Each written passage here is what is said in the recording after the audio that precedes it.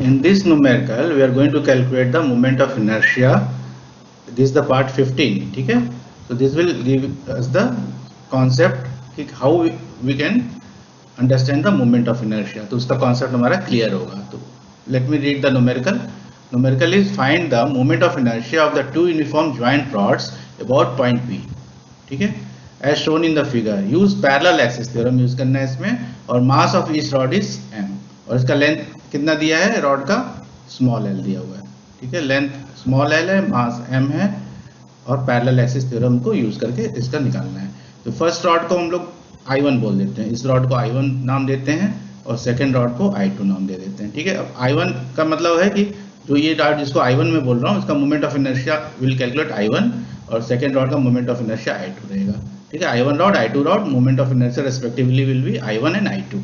तो अभी मैं फर्स्ट रॉड को देखता हूँ I1 रॉड का मोमेंट ऑफ इनर्शिया क्या रहेगा. तो ये बहुत सिंपल है. देखो, एक रॉड अगर हम लेते हैं, एक रॉड लेते हैं यहाँ पे ऐसे, ठीक है, और इसके ये पी पॉइंट जो है ये एक्सिस कहाँ से जा रहा है, इसके यहाँ से जा रहा है, पास हो रहा है. ठीक है, P point is passing through this at the end of the rod. P point and rod के एंड से है. ठीक है, इसका लेंथ एल है, इसका मास एम है. जब कोई एक्सिस रॉड के एंड से पास हो रहा होता है तो मोमेंट ऑफ इनर्शिया की वैल्यू कितनी होती है, मोमेंट ऑफ इनर्शिया होती है एम एल स्क्वायर बाई 3. ये हमको याद रखना है. when axis is about which we are calculating the moment of inertia, if that is passing through the end of the rod, then in that case value of moment of inertia will be m l square by 3.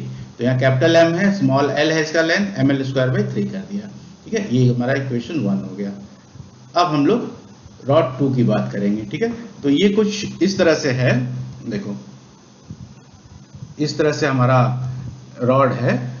एक rod L I1, ये I1 का अभी हमने moment of inertia इस ये axis दिख रहा है ब्लैक पेन, तो यहाँ P पॉइंट है, यहाँ पे ब्लैक पेन है, इसके अबाउट हमने कैलकुलेट कर दिया. ठीक है, इसका अब हम मोमेंट ऑफ इनर्शिया इस रॉड का कैलकुलेट करेंगे. तो इसके लिए क्या है, पैरेलल एक्सिस थ्योरम यूज करना है. तो एक्सिस जो है इसका जो एक पैरेलल एक एक्सिस जो है सेंटर से जाएगा, जिसको हम ICOM बोलेंगे, है ना, उस एक्सिस का कैलकुलेट करेंगे. प्लस जो यहाँ पे P पॉइंट पे एक्सिस है, ये एक्सिस और जो सेंटर से एक्सिस जाएगा, इनके बीच का जो परपेंडिकुलर डिस्टेंस रहेगा इसको A बोलेंगे, A डिस्टेंस. ये डिस्टेंस जो A रहेगा उसको कैलकुलेट करेंगे. ठीक है, तो पहले दोनों को कैलकुलेट करने के बाद फिर इक्वेशन में रख देंगे पैरेलल एक्सिस थ्योरम की इक्वेशन में. तो हमको इस रॉड का moment of inertia that is I2 का मोमेंट ऑफ इनर्शिया हमको मालूम पड़ जाएगा. तो मैं करके दिखलाता हूं. देखो, अभी क्या करेंगे कि ये रॉड का जो ICOM रहेगा वो यहाँ से एक्सिस यहाँ से पास होगा. ठीक है, L2 रॉड की बात कर रहा हूँ. और ये डिस्टेंस जो है यहाँ से ये लेंगे हम लोग A, P पॉइंट का डिस्टेंस दैट इज A. ठीक है, तो A की वैल्यू हम लोग कैलकुलेट करेंगे. पहले मैं लिखता हूँ यहाँ पैरेलल एक्सिस थ्योरम का इक्वेशन, पैरेलल एक्सिस थ्योरम का इक्वेशन लिखता हूँ. ये क्या है, अब I2 की बात हो रही है, I2 की, तो I2 will be equal to ICOM plus MA square. ठीक है, ये A जो है वो दो पैरेलल एक्सिस जो रहते हैं उनके बीच का परपेंडिकुलर डिस्टेंस रहता है. तो एक एक्सिस P पॉइंट पे रहेगा और एक एक्सिस यहाँ पे O पॉइंट पे रहेगा. तो इन दोनों का पैरेलल डिस्टेंस जो है वो A है. तो इसमें देखो ये एक ट्रायंगल बन जा रहा है, L है इसका लेंथ और ये हाफ, पूरे लेंथ L का हाफ हो जा रहा है L/2. तो L/2 लेंथ ये है और L लेंथ ये है. तो इस ट्रायंगल को पाइथागोरस यूज कर लेंगे इसमें. इस ट्रायंगल के अंदर A square will be equal to L square plus L/2 का स्क्वायर हो जाएगा. इसको सॉल्व कर लो. A square is equal to L square plus L square by 4.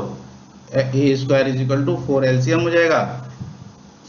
L square plus L square, A square will be equal to 5/4 L square, 5/4 L square हो जाएगा. ठीक है, ये हमारी A स्क्वायर की वैल्यू आ गई. A स्क्वायर की वैल्यू मालूम पड़ गई, मास मालूम है. अब कोई रॉड है, ये जैसे रॉड है, ये रॉड है हमारा सीधा I2 वाला. ठीक है, ये रॉड ऐसे,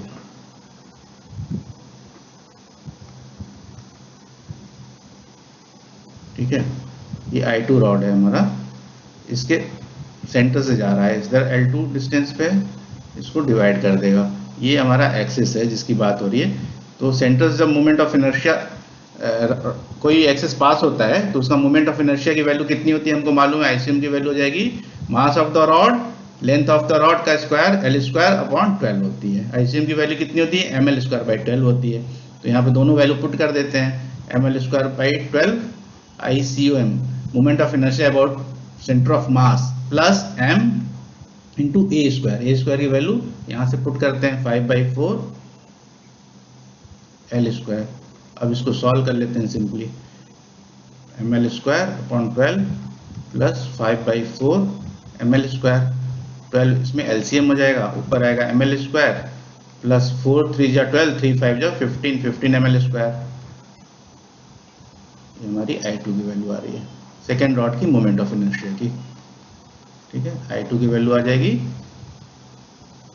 16 ml square by 12, 16 ml square by 12, 4 से कट कर दो, 4 जा 16 4 3 जा 12, तो I2 की वैल्यू हो गई 4/3 ml स्क्वायर। और I1 की वैल्यू कितनी आई है हमारी, ml स्क्वायर बाई 3 आई हुई है, ऊपर कैलकुलेट किया है देखो, ml स्क्वायर बाई 3 कैलकुलेट किया है। ठीक है, अब हमको क्या पूछा, find the moment of inertia of the two uniform joint rods. तो दोनों का टोटल मोमेंट ऑफ इनर्शिया पूछ रहा है, तो I की वैल्यू क्या होगी, I1 प्लस I2 हो जाएगी। ठीक है, I total moment of inertia will be I1 plus I2, दोनों वैल्यूज यहाँ रख देते हैं। I1 की वैल्यू है ml square by 3 plus I2 की वैल्यू है 4/3 ml स्क्वायर, 3 LCM हो जाएगा, ऊपर आ जाएगी ml square plus 4 ml square, that is I will be equal to total moment of inertia of this system will be equal to 5 ml square plus 4 ml square will be 5 ml square by 3। इसको ऐसे भी लिख सकते हैं, I will be equal to 5/3 ml square and this is your answer. Thank you.